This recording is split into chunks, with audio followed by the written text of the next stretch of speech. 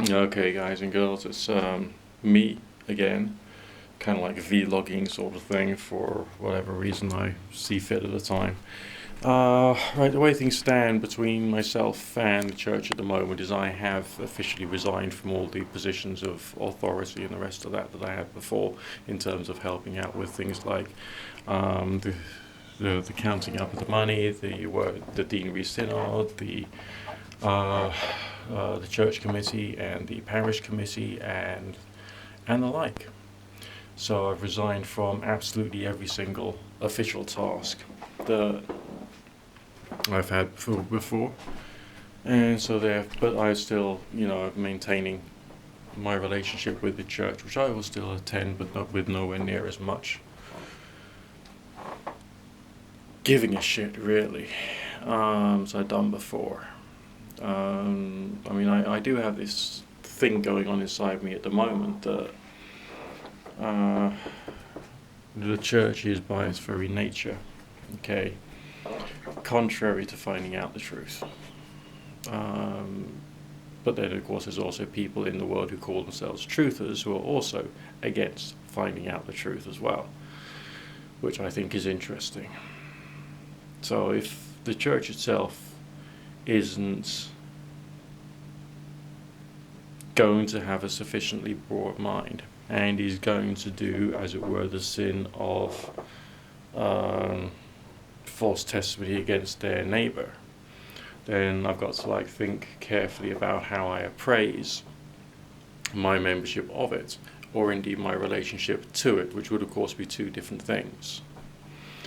But on the other hand, to the most part, they're quite innocuous people who actually do some good in terms of raising money for charity, providing some services for homeless, motivating people to give to the local food banks, and so on and so forth.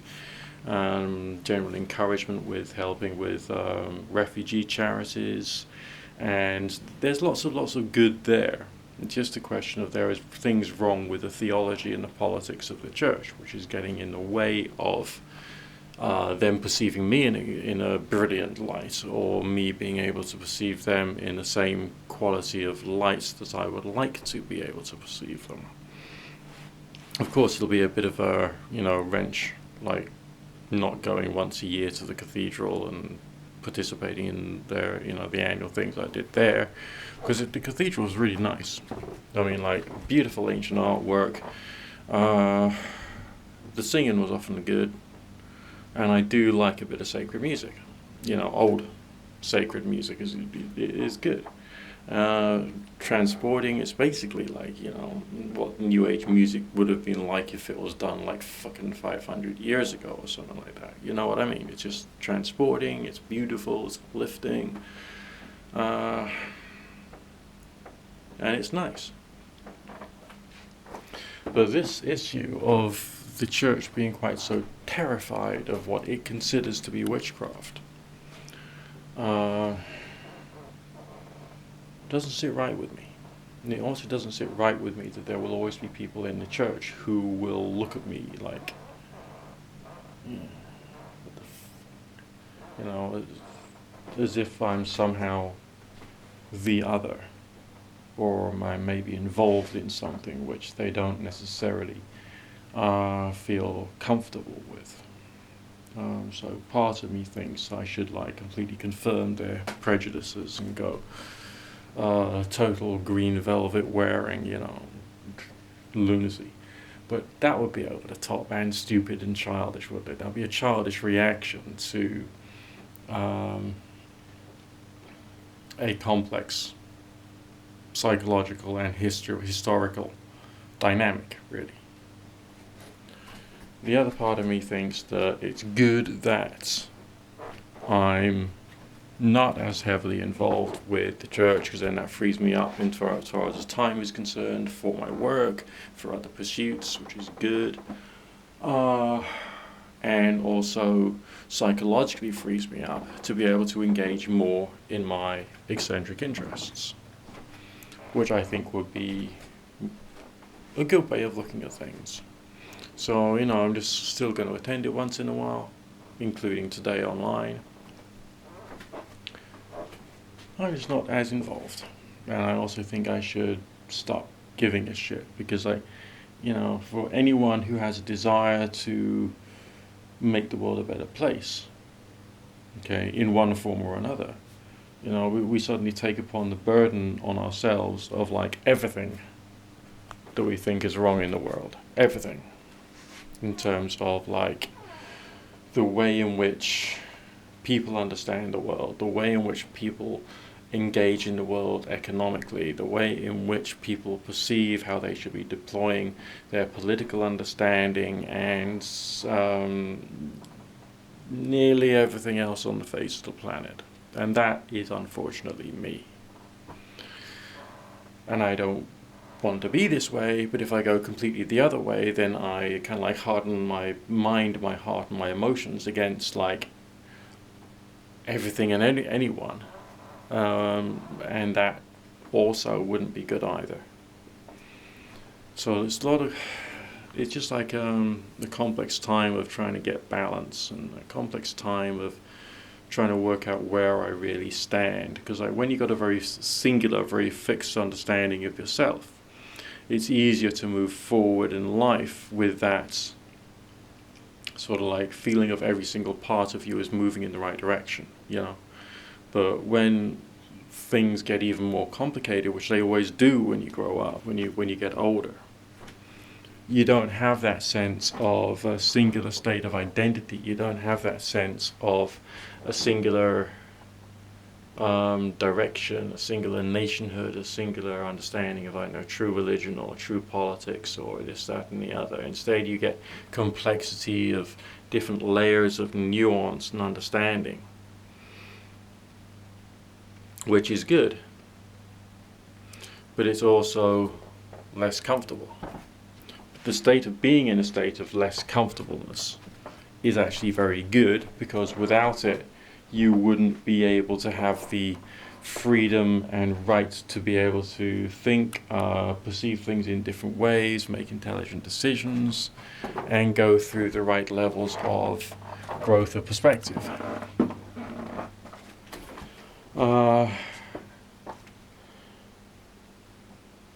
And also your perception of the sense of identity can be affected by your daily routine, your weekly routine, your annual routine, your traditions, your family traditions, and the way in which you want to consider yourself to be of benefit to yourself, your family, your community, and others, and the ways in which you do it.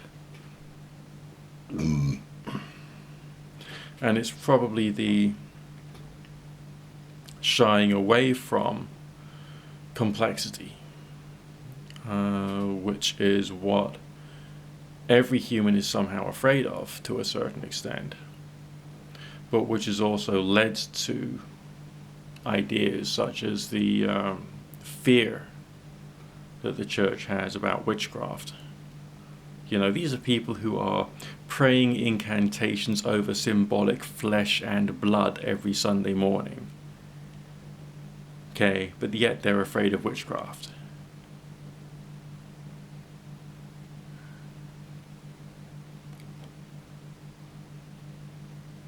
These are people who have graven images of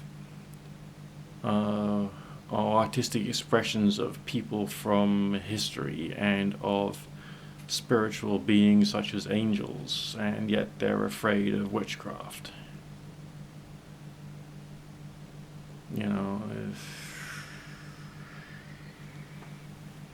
And these are people who believe in the miracles as a result of prayer, but yet they're afraid of witchcraft.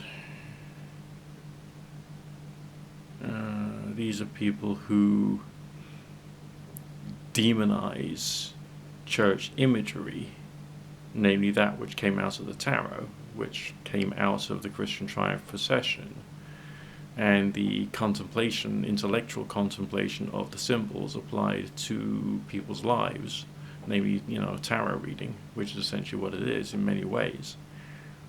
And that's as a result of their fear of witchcraft.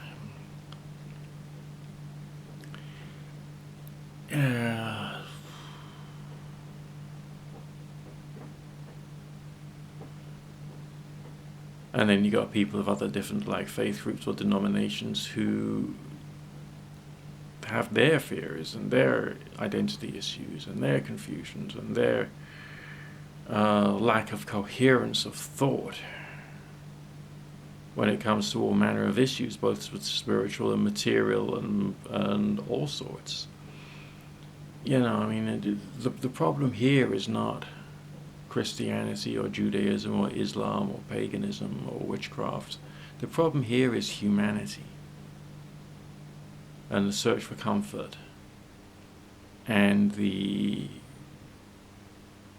attempting to deal with issues and in many ways failing to deal with those issues and instead latching on to ideas which seem to be symbolic of those issues. You know, you can't make the world a better place. You can do little things here and there, but you can't make the world a better place. The human condition and human history and the beliefs and opinions which have developed as a result of human history appears to be the thing which has helped to create perceptions of normality, perceptions of truth, perceptions of right, all of which are to a certain extent bullshit. Which is crazy. But that's humanity. You know, humanity is a being with baggage. Humanity is a culture with baggage. Humanity is in a state of brokenness and control and power over. And all of this stuff that I've been going through and experiencing is part and parcel of that. Another face of it. But it can't also be avoided. Because that's the nature of people. That's the nature of humanity. That's the nature of human nature.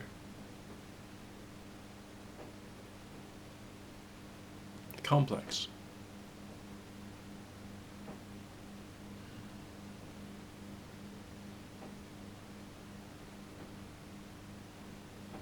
Where I'll go next with this, no one knows.